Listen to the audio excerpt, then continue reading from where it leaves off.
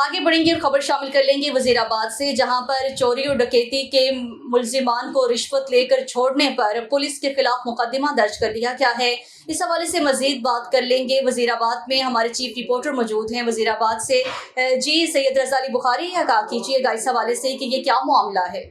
जी बिल्कुल, वज़ीराबाद के थाना सदर में कुछ रोज़ कबल 5 पुलिस एहलकारों के खिलाफ एक मुकदमा दर्ज किया गया है, जिसमें इन पुलिस एहलकारों पर इल्ज़ाम है कि उन्होंने डकैती और कत्ल में मुलव्वस 5 मुलजमान को रिश्वत लेकर छोड़ दिया था। 5 पुलिस एहलकारों में ASI Rashid, head constable Suhail Ahmed, constable Jazban, constable Abu Bakar और कांस्टेबल उमर फरूक शामिल हैं। यहाँ मैं आपको बताता चलूँ कि पुलिस एहलकारों ने एक मोटरसाइकिल और 50,000 लेकर इन मुलजमों को छोड़ा था और बाद में इन्हीं में से एक मुलजम हसन को दोबारा गिरफ्तार कर लिया। गिरफ्तारी के बाद पुलिस जब हसन को तफ्तीश के लिए लेकर जा रही थी तो हसन के साथियों ने पुलिस एहलकारों पर हमला कर दिया। हसन नवाज जो कि कत्ल में भी मुलव्वस था, वो इस मुकाबले में मारा गया।